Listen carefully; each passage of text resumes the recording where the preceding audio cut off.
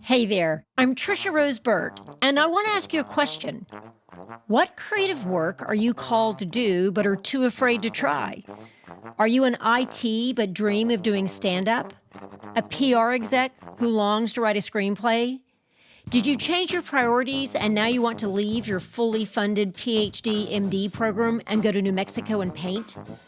Or maybe you're like I was in my early career, trapped in a lucrative but soul-crushing corporate job when what I really wanted to do was tell stories on stage.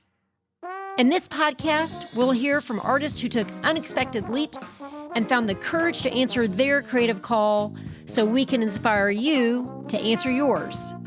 This is No Time to Be Timid.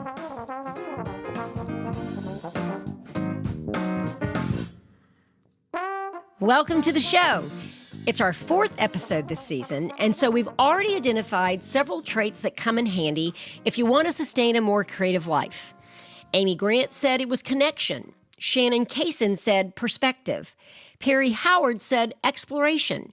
And our guest today, Jeri Lynne Johnson, says the trait for her is grit. And she should know, Jeri is a Black female conductor, and in case you're wondering, there's not very many of them.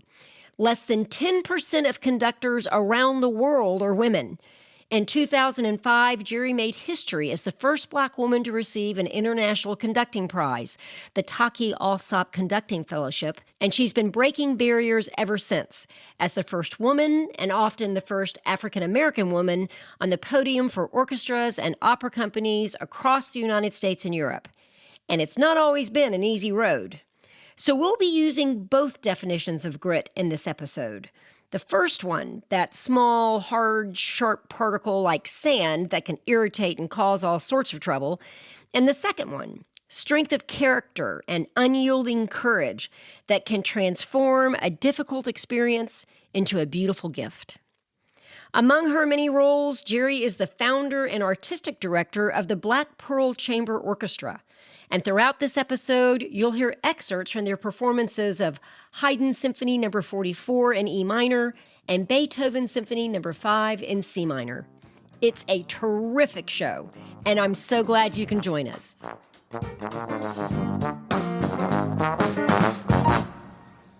Hey, Jeri, thank you so much for joining me. It is my pleasure and honor to be on your show, Tricia. Thank you. Okay, so I have to tell you this. I'm sitting in the audience at the Kennedy Center Honors. I was there for my friend Amy. You were there for Tanya Leone.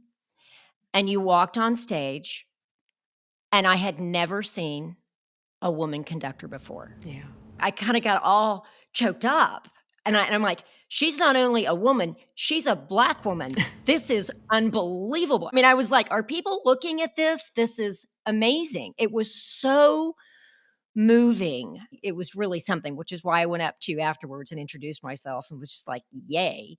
Well, I'm so glad that you did. And I have to say, your reaction is really gratifying and humbling to me. And I'll tell you why. You know, I'm used to moms bringing their young girls up and kind of saying that. But I think there's something happening right now with women who've had a life and a career, but looking at other women, you know, I think things still happen at different times in their lives, and that there's always room for growth and when you're a creative person, and that interesting things keep happening, and that there are women of a variety of ages and stages from whom you can find inspiration, especially in the arts, where that creative, you know, I guess inspiration, for lack of a better word, it just continues to flow and become richer and deeper as we get older. And so I think for me, I was honored. You know, I had grown up knowing about Tanya Leone and her work, but there are so few African-American women in classical music who have that recognition as conductors and leaders like that. And so to have been tapped to lead her piece, and then to not be able to tell her about it, because, you know, they're all surprises there at the Kennedy Center. Like, you're seeing everybody at the parties, but they don't know why you're there. And so you just have to be like, hey, how you doing? Like, nothing special is happening. I don't know anything at all. And then you get up there on stage and they're completely surprised when they see you. So it was an honor for me to be there. I was just so struck as an artist, as a woman, about how important it was for me to have you up there. And so I've had the most fun learning about you because really, I'm like, I need to know all about it. Because first I'm like, I just need to be in her orbit. I mean, courage is contagious if you're rubbing up next to people who are doing courageous things. That's absolutely true. Yeah. And I'm always very fascinated with those of us who step out of what we were supposed to do. And in one of your interviews, you said, someone asked you, why are you doing that? Black people don't do that. When people are comfortable with ideas and systems and status and relationships as they are, anyone who changes that or goes outside of that, it creates change in the system, and people get uncomfortable with change. Even change makers are uncomfortable with the change, but I think they're more comfortable with being uncomfortable than than other people. And that's important, to be comfortable with the discomfort. Absolutely. That's part of the creative process. And so I think there was, from people inside my own family, kind of like, wow, what are you doing? Like, Black people don't really do that. That's kind of weird. And other people just not expecting me to be there for the purposes that I was there for. Or people looking at my white male colleagues, asking them questions when they have to turn to me, like, actually, she's the conductor. She's, in charge. Over there. as I've gotten older and wiser, is learning to find grace in those moments where there's some assumptions or some biases playing out, and giving people the space to grow. You have this wonderful quote that said, it just didn't occur to me. I love this. It just didn't occur to me that just because I didn't see people that looked like me, that this isn't something I should be interested in or that I should be doing. Yeah. I just love it. It's like, it just didn't even cross my radar screen. Like, I'm just moving forward and doing this. It really didn't. And, my family has moved a lot with my dad's job over the years. He was an old AT&T executive, and then they broke up into the Baby Bell system, for those of your listeners who may be old enough to remember when AT&T was the phone company. And so we kind of moved all over the place for his job. And so I think part of that peripatetic lifestyle led to sort of me having to reframe what's normal for me on the basis of, kind of local realities, or to keep something constant by kind of keeping the focus on what I needed and what I felt and what I was interested in. And so music was the one thing that I could take with me wherever I went. Isn't that interesting? Yeah, it was something that was deeply personal, that no matter where I was, it would always be with me. And so I think just by the nature of us moving a lot, it kind of gave me this insulation from other people's perceptions or expectations. I love how music was just the thread that sort of held it all together. Yeah. Give me a little bit of your history. I know you started playing the piano, at 4? At 4. By ear? You started hearing it by ear? And then a little bit of your origin story around, I want to do that. I want to be the conductor. I had it in me all the time. And my parents, listened to all kinds of music, whether it was jazz and pop, disco at the time, and, all kinds of stuff. And so and classical, of course, I heard all kinds of things. And we were blessed to have a wide circle of friends who also were into arts and culture. And so it was a group of one of my parents' friends who took me to my first orchestra concert when I was 7. And I was hooked. I loved the music, but I didn't see a piano on the stage. And that was my instrument. And so I kind of reasoned, if I wanted to make that music that I saw up on the stage, I was going to have to do what I saw that man with the stick doing. And that was, be a conductor. And that was really it. I mean, it's been a pretty constant dream of mine, throughout my whole life. And it guided my steps in education and what I wanted to do. And I read one interview, and I loved this line so much. It was in the article in Cultural Attaché, and you were talking with Jennifer Higdon, who's also a composer, and you said, we were talking, I was lamenting when I was younger, like, oh, this is never going to work. I should just give up and become a buyer for Neiman Marcus or something. Yeah. I like clothes. Talk a little bit about those moments. Did it ever feel too hard? Oh, it always feels too hard. It always feels too hard for a variety of reasons. And I always peg it down now that I'm older. It's just exhaustion in the moment. Like, Yeah. it's not that this is too hard. It's that I've got a little bit too much going on right now. Yeah.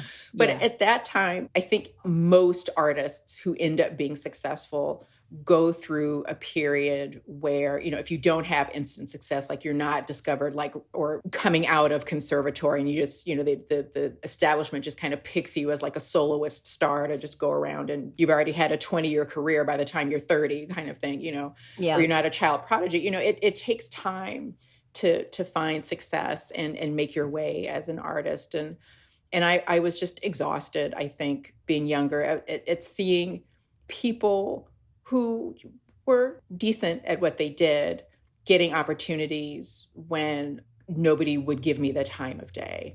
People that I had been to workshops with or Aspen Music Festival or other places with, and getting all these opportunities. And here I am still struggling to find a way to get in front of an orchestra or, get anyone to pay attention to me in front of my own orchestra. And I just didn't know what to do. And she gave me such great advice. It's been borne out by the fact that I'm sitting here talking to you for this podcast right now. And she says, when you're an artist, success is a war of attrition. A lot of times it's whoever lasts the longest wins. Yeah. And so, I think about that survival as an artist, and what does that mean and how do you do that? And, the other line that kind of comes to mind is that scene in The Matrix where, the architect is telling Neo, there are levels of existence we're prepared to accept.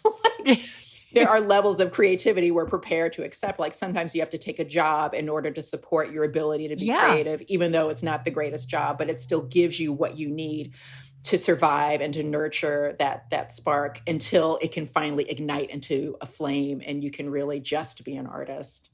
Yeah. And everybody does it differently too. I mean, I know I've had jobs just to keep the revenue gun from my head so I could go make what I wanted to make. Yep. And there are other people who are really happy just a balance of a job that they enjoy and then a component of their life that's very creative that feeds whatever that job is. They may be a little bit more balanced than you or me, but it's just what success means to you around your creativity. Is it something that you want to do every moment of your life and make it a livelihood? Is it something that you're okay if it's, not everything that you're living for every day when you wake up? And I think it's important for caregivers in particular, whether it's caregivers of children or, when you're in that sandwich generation of elderly relations, is that definition of success changes, and that's okay. To give yourself permission to let that balance, kind of go on a sliding scale of, okay, I'm more artist than mom, I'm more mom than artist right now. And those things shift. And so it doesn't have to be sort of an either or calculation that you make. It can be a both and then how you kind of mix and match that can really ebb and flow. There's seasons, I think, that we have to pay attention to. Absolutely.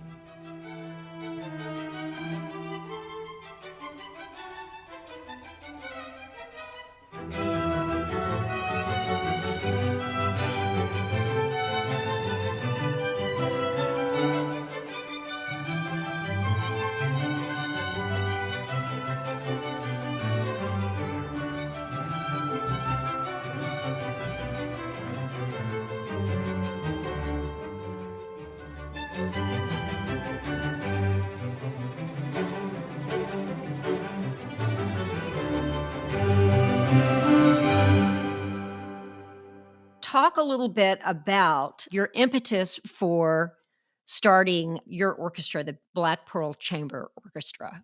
Yeah, that was a big moment in my life. I was really excited too. So, the first woman conductor that I had been able to work with and study with her name is Marin Alsop. She was formerly music director of the Baltimore Symphony. She's got the Vienna Radio Orchestra over in Europe.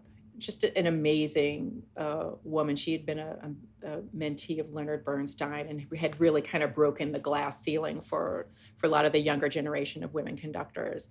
And so I had won her fellowship for women conductors that year, for younger women conductors, to kind of, because she had struggled as well, and to kind of, if she could use her position to help get more exposure and opportunities for that next generation and hopefully make it easier for them. That's what the fellowship was designed to do. So I had a great time. I was all over the world, in England, and in Germany and California and Colorado, doing this and learning the business, from her and with all these wonderful orchestras, and really thinking, okay, this is yet another great thing to add to my resume. I've done all these different kind of jobs, from youth orchestras to, community orchestras, professional orchestras all around the world, and operas and, musicals, all kinds of things. And I'm thinking, okay, I've got a great resume. Mm-hmm. And so when I start going back out onto the job circuit, I should really be able to land a spot somewhere. Yeah. And I made it to the top 3 finalists for a number of orchestras and didn't get the job. Between orchestra and conductors, finding that right match is a little bit like dating. It's not so much that these aren't all great orchestras or these all aren't great conductors. It's who's the right match and how do you all work together. So it's a dating game a little bit. Yeah. I didn't get the job in a few places, and what was nice is that one orchestra offered feedback to the 2 conductors who were not offered the position, and we rarely get that kind of opportunity for feedback. So I contacted the gentleman who was the chairman of the search committee, and we had a lovely conversation, and he told me that the orchestra had nothing but positive things to say about me and how wonderful that was. And he said they just didn't know how to market me. I asked him, pretty naively at the time, what did he mean by that? And he said, well, you just don't look like what our audience expects the maestro to look like. And so then I understood what he meant by that. And I was really upset by that. And I don't mean like I cried about it. I mean, I was ready to just burn down the world when I heard that. I mean, there's really no other way to say it. I mean, you think about that Langston Hughes poem about rage and does it explode and that kind of thing. And, what happens to a dream deferred. And that was how I felt. I mean, I've worked this hard. I've got great connections. I've done all the right things. I've played the game the way everybody says you're supposed to play it. I played it by the rules.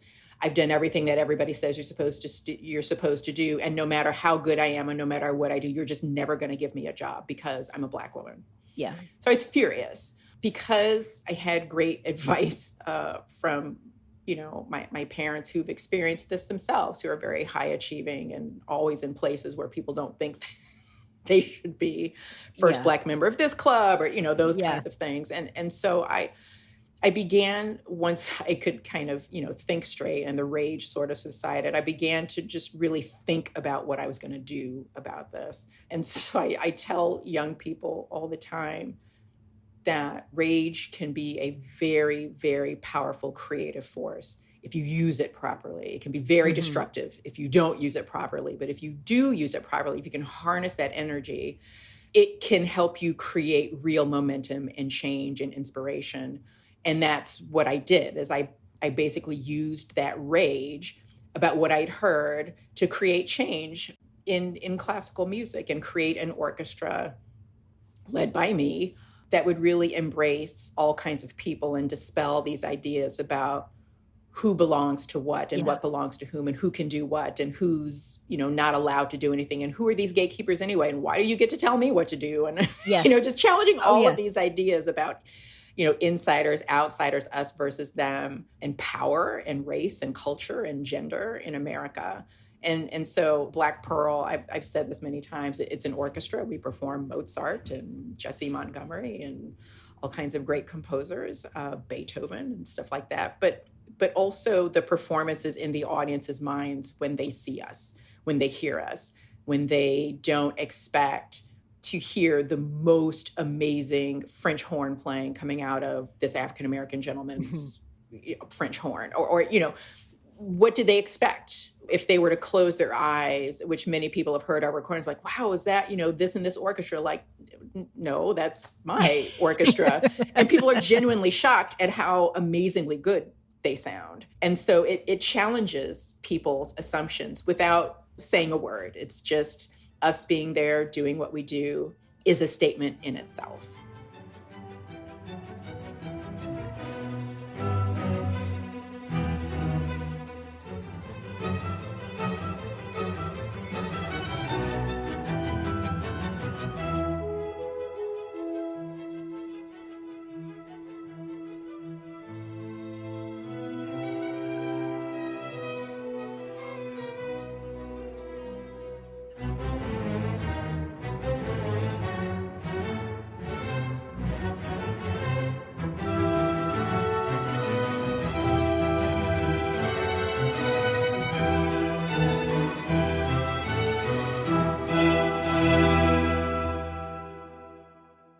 What I love the most in all of this is you're like, okay, if you say no to me, I'm just going to start it myself.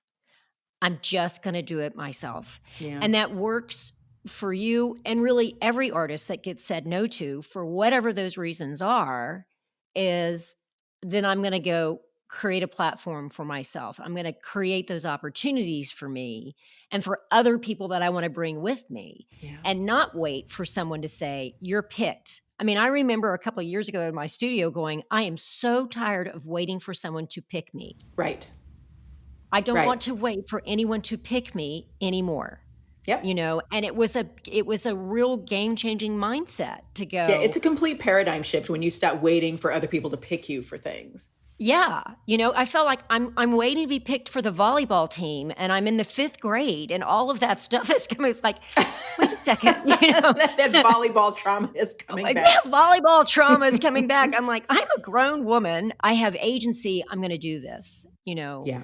We have to remember that. And you're such a great example of, don't say no to me. I'm going to go take this and I'm going to create this thing over here that's even more powerful. Well, that word that you used it's probably become one of my most favorite words of ever since I started Black Pearl, and the idea of agency. Mm-hmm. And for me, I think that's why art and creativity are so fundamental, not only to our individual ability to engage in self-expression, but I think it's also fundamental to democracy, because the ability to imagine and act and create is a fundamental human right. And I think without the ability to practice agency through art or through creativity, which then allows you to go out and have agency in other ways, because you're now accustomed to thinking about what you want and acting on that and achieving it.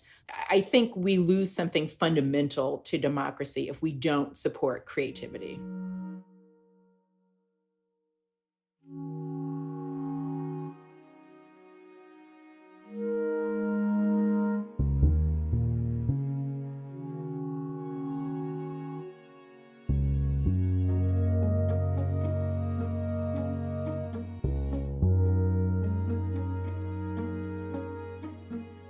We'll get back to the second half of our conversation in a moment, but right now I want to tell you about our sponsor, Interabang Books, a Dallas-based independent bookstore with a terrific online collection.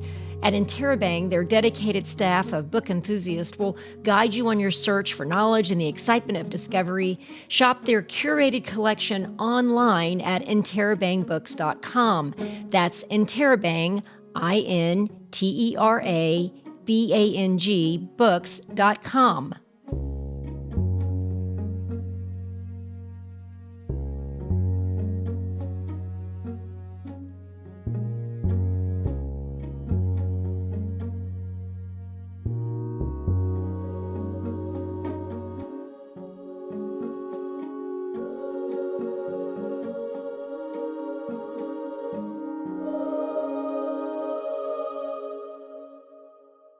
There's a quote that I've read from your interview on MSNBC.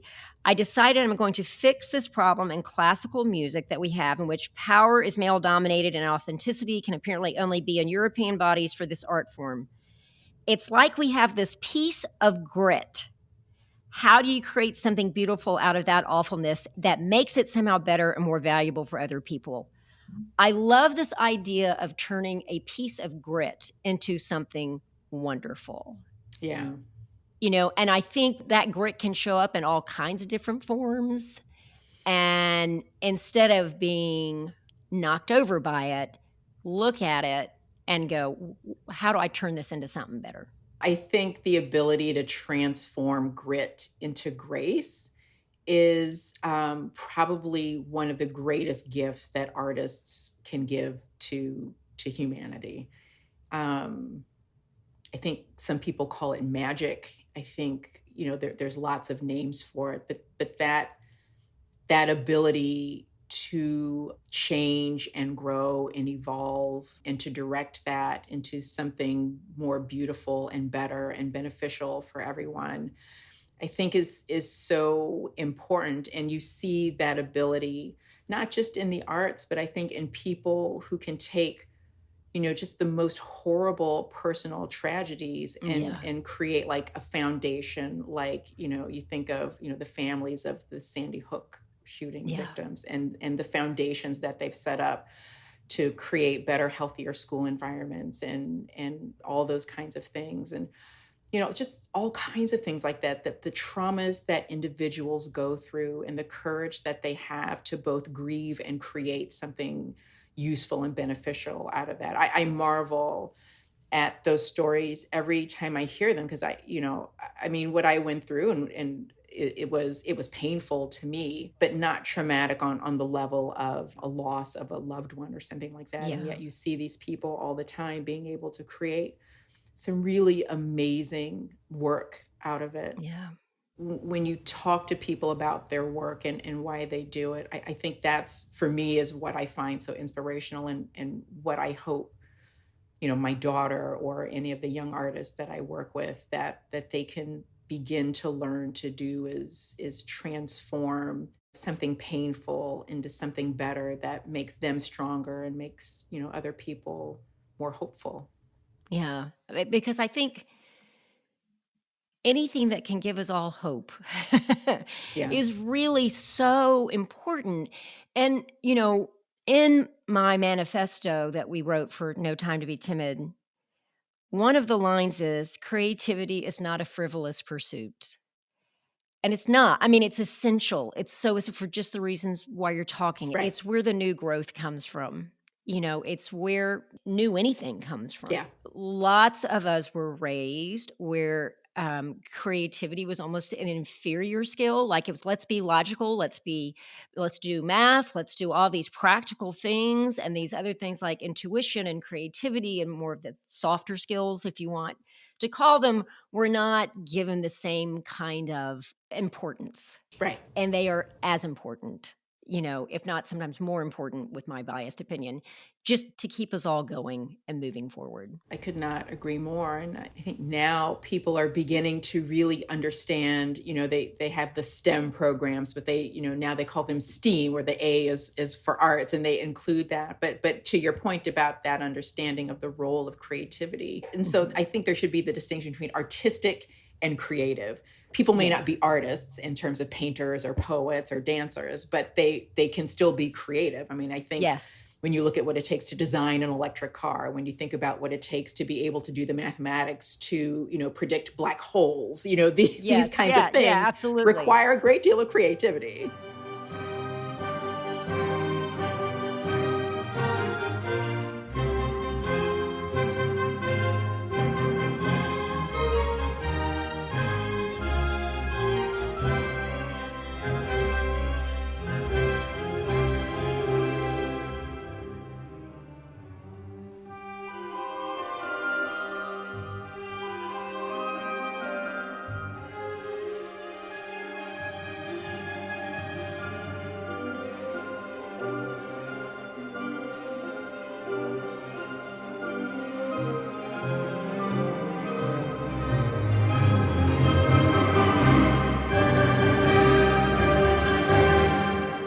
I mean, this is me not knowing enough about the world of being a conductor, that you can't practice what you do unless you have 80 people in a room.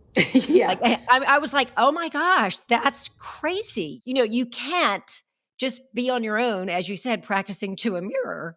You have to be working with the individuals that are there. Right. I also loved your explanation around conducting is that for you, your instrument is the orchestra. You're playing all of the instruments at one time. Yeah. Because, I watch a conductor and go, I'm sure they're doing something important. I'm not entirely sure what it is. Right. And so to hear that you were playing all of the instruments was like, well, that makes total sense. That's what that's about. I'm not playing the instruments. I'm playing the people who are playing the instruments. I do corporate talks a lot of the times. And so there's always, when companies bring me in to talk to their kind of middle management people that are on their way to becoming executives, it's that switch in mentality of what your role as a leader now is, because especially when you have tech firms or engineering firms where people are used to, working with their hands or dealing with objects and manipulating objects, and then having to go to now managing people. So you're not into the nitty gritty anymore, and you're not responsible for an object. You're now responsible for people. And that requires a different way of engaging and aligning people around things. And it requires a lot of those quote unquote soft skills, because again, unlike plastic, people have feelings and they're motivated or demotivated by certain things. It's a completely different mindset. And that isn't something that you can practice in a mirror. Of course, there's all the things that I do to prepare for being with an orchestra in advance, like studying the music. But every time you step in front of a new orchestra, they've probably done Beethoven 5 a billion times. You've done it, 7 or 8 times yourself.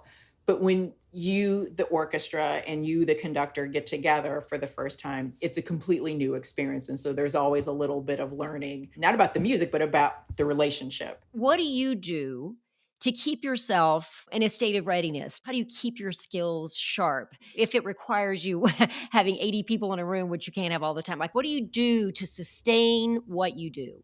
Sure. I make sure that my day does not have meetings in it.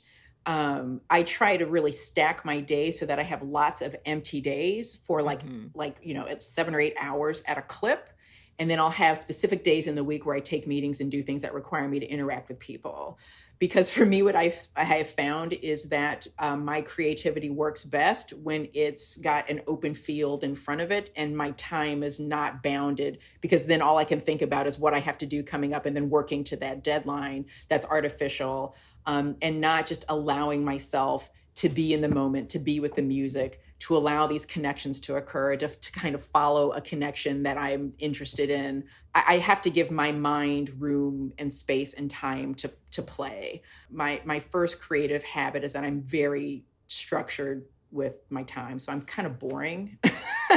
No. I can't be spontaneous. Yeah. Well, there's this rumor that artists just like, we do our own thing. It's like, if I don't structure my time, nothing's getting done. Yeah. Nothing's getting done. Yeah. And I think part of that comes from knowing your muses, knowing how your muses speak to you and what they require of you. And my muses require a great width of time for me to just be able to be in the moment and focus. And also knowing how my mind works. I'd love to say that I can multitask very well. And there are some things I can multitask, but when I'm in the creative mode and doing all these things, I get a little bit of tunnel vision in that. And then I start dreaming about it all the time. And it's just running through my head when I'm washing dishes or driving the car and all these kinds of things. And my daughter's like, can we stop listening to this opera? Mommy, can I listen to some rock and roll? Oh, I'm sorry. We're still, she gets, and like everyone's now, in the world, but it becomes something that you eat and breathe all the time. And it just becomes how you function. And then I have to say, one of the things that I find difficult, and I don't know if this is common to performing artists, but, opera is people come to the opera and you say us that night, but we've actually been working on that opera for a month and a half. Yeah. And actually longer than that, because we've been meeting about it before we actually come together in production. And so we've been living and breathing this for, 6 months to a year. And so by the time you get to the performance and you're with all these people and you're just all this energy and engaging, when it's over, and you have to kind of re-enter the real world, that's a real transition back to paying bills and cooking dinner every night. And, wait, I got to do laundry, all of these things. And so I think being able to exist in a lot of different worlds, like you said, the discipline that requires, but also the acknowledgement of giving yourself the grace and space to have time to make those transitions into and out of those worlds. This is something that I've had to learn about myself, as my career has developed and these patterns begin to emerge of, creative spells, and then like, I don't want to look at another piece. I don't want to talk. And then, you get all excited and it starts up all over again. And then you get tired again. And so that's part of it. So how do you keep your creative well filled up?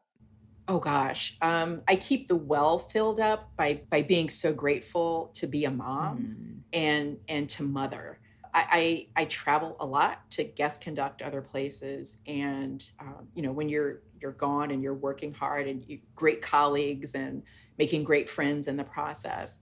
But the emptiness of walking off the stage, of all that adulation and all the congratulations and having the dinner with the donors and everything, and going back to your empty hotel room, if that was all I had in my life, it would be, no matter how successful I would be as a conductor, that would be the most depressing thing, to go from city to city or country to country and just having an empty hotel room and like nothing else in my life to balance this out with. And so having my daughter is what makes all of this worthwhile. Being able to put all of that wonderfulness of the podium aside and be a mom makes me enjoy being a mom so much more. And then when I'm a mom, like, oof, God, I'm sick of doing laundry. It's time for me to go back out, and to be able to balance that. And then sometimes she comes with me.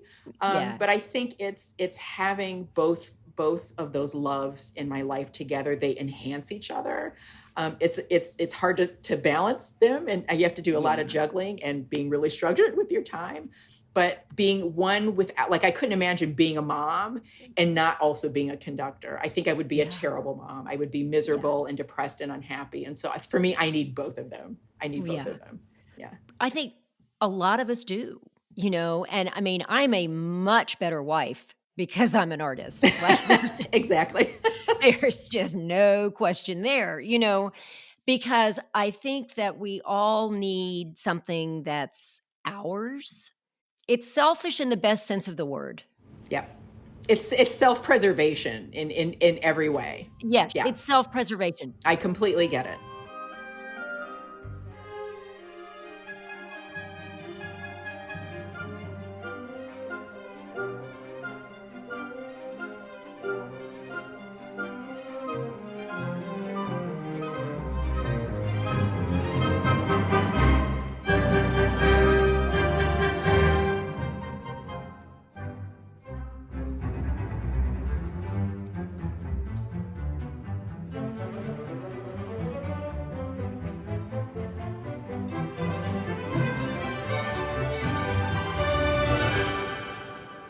I want you to explain a little bit about this. You said the ultimate aim of Black Pearl is to take the entire community beyond spectatorship to participation in the artistic experience. What does that look like? I think our ultimate goal is kind of what your podcast is about. It's about creativity. It's about transforming the idea that we as individual artists or arts institutions are kind of gatekeepers of an artistic product. Like when you go to the museum, you have to go there because that's where all the art is. You just can't find Van Gogh out on the street. You got to go to the museum because that's where the Van Gogh is. But there's a gatekeeping sort of aspect to that. And I think that mentality holds for whatever art form it is. You have to go to whatever center for the performing arts to see the ballet because that's where it is. And so as a result, people kind of compartmentalize that creativity or that experience in a particular location without being able to extrapolate that those experiences are possible for them outside of that building. Yeah. Okay. And so for me, what we want to do is transform the idea from artistic organizations or artists being gatekeepers to being facilitators of the creative process. In other words, yes, we are the subject matter experts, but part of our job is to encourage agency. One of my favorite programs that we do is called I Conduct. And again, that kind of goes back to that conversation with the chairperson of the orchestra who said, you don't look like what our audience expects the maestro to look like. And so for me, when I started I Conduct, it was, I'm going to make everybody look like a maestro and I'm going to teach everybody to conduct. And so we would just put batons in people's hands And I give them a conducting lesson right there with the orchestra out in public. And people really loved it. We've had people come up in like walkers. We had one gentleman come up who actually was an amputee and had one leg and was on, his crutches. And, we've had a blind individual come up and conduct. And so I think they're excited about the idea of conducting, because I think they have the stereotype in their mind of like conductors are these domineering kind of bullies who are just screaming at the orchestra, and the orchestra is just cowering in fear and awe and just doing whatever the conductors are telling them to do. That you have to think about like that Stokowski cartoon with Bugs Bunny, with this crazy wig on and just being mean. I think that's what people really think it's like. And it, honestly, it did used to be like that. It's not that far off. It's not so much like that anymore. But I think, people still have that fantasy in their head that, this is the one time in my life I get to be the big boss and everybody has to do what I say. And then when we show them about conducting, I think something really magical happens, because I tell the orchestra, don't play beautifully for our guests when they come up. So they are not allowed to sound wonderful unless someone is really conducting and it is looking wonderful. But their instruction is to absolutely follow the person in front of them.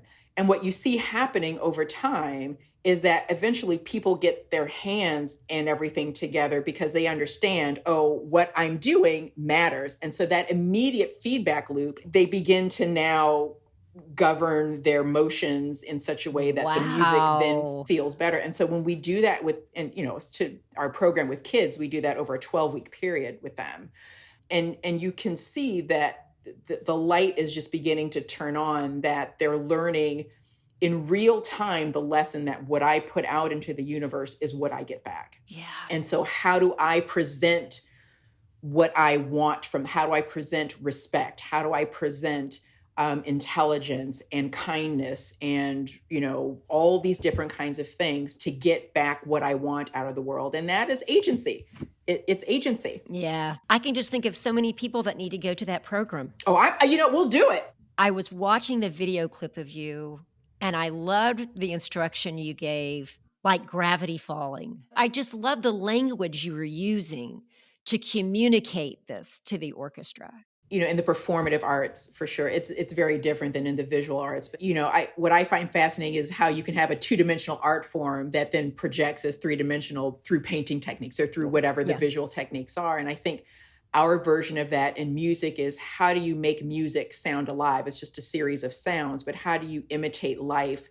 And that is by imagine that music is an object in three-dimensional space. And how would that object move? Like when you throw a ball up into the air, it doesn't fall slowly the farther it falls. It gets faster the farther it falls. And so how do you imitate like the laws of physics in sound, essentially? And so I always am talking to my musicians about that. Yeah. It was such a visual component. Anyway, it was just fascinating to kind of see those two things overlap. I'm going to ask you about where you are with your dream, that you said you really want to be the first Black woman to have a set of Beethoven's 9 symphonies recorded. How are you in that dream? I would love to find a really great sponsor underwrite that project for me. I'm familiar with that. That dream is still there, but I'm living my dream. I had one of my best friends. He says, you can take your foot off the gas. He said this to me a few weeks ago. You can take your foot off the gas. I'm like, what are you talking about? He's like, the whole thing is like, what are you going to be when you grow up? I want to be a conductor. Well, I got news for you. You're a conductor. You can take your foot off the gas. Like, it's happening. You can just live. And I was like, mind blown. He's right. Yeah. I'm finally an actual grown-up every time I get in front of an orchestra, every time I'm at an opera rehearsal. I'm so blessed. I'm so happy. I'm so excited and so grateful that I had all the support that I did from any number of places, not just my parents, but little notes of encouragement from friends and from family and from strangers and from audience members and people in the industry, just little bits here or there. It was enough to keep me going so that I could, win that war of attrition. Yeah. I'm so delighted, Jeri, that you took the time to be on the show. I really am so tickled. We'll be looking for the donor that comes and underwrites your 9 Beethoven symphonies. But in the meantime, we're just going to be just cheering you on. And thank you for all the good work you're doing. Well, you are so gracious for having me on here, and all your guests are so wonderful. I'm just honored to be, in their company as well. Thank you so much. Thank you. Thanks so much.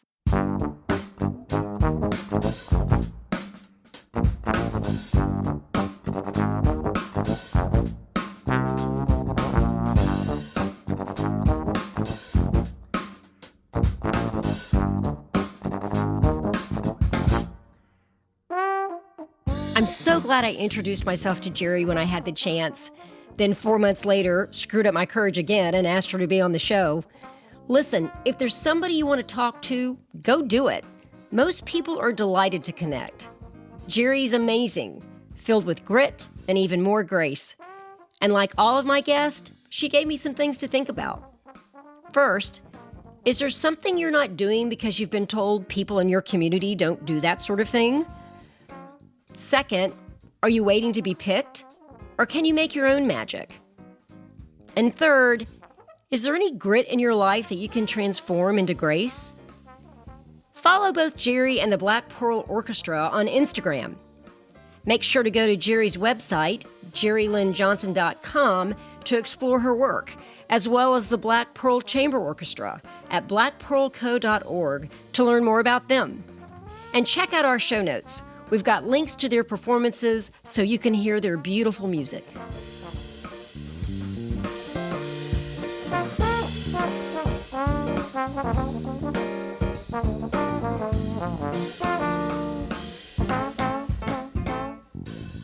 If you haven't had a chance to download the No Time to Be Timid manifesto yet, make sure to visit my website, TriciaRoseBurt.com. And while you're there, please reach out and give us some feedback about the show. We'd love to hear your thoughts. And if you feel like this is no time to be timid in your own life, then maybe I can help you with that. In my private coaching practice, I help my clients to tell and live better stories. Some of them are artists and creatives who want to express themselves in a new medium. Others are leaders who want to motivate groups to take action. And many of them are business professionals who want to better communicate with their customers and employees. You can reach out to me at TriciaRoseBurt.com.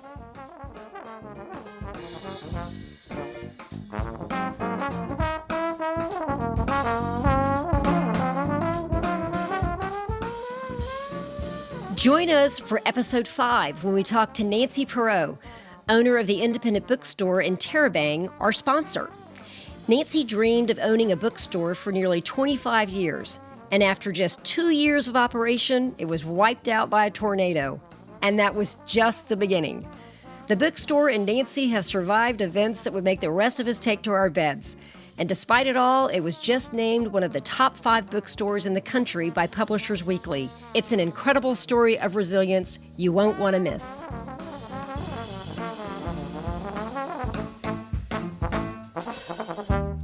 No Time to Be Timid is written and produced by me, Tricia Rose Burt. Our episodes are produced and scored by Adam Arnone of Echo Finch. And our theme music is Twist and Turns by the Paul Dunley Group.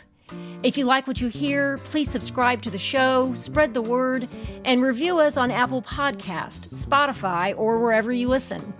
No Time to Be Timid is a presentation of I Will Be Good Productions.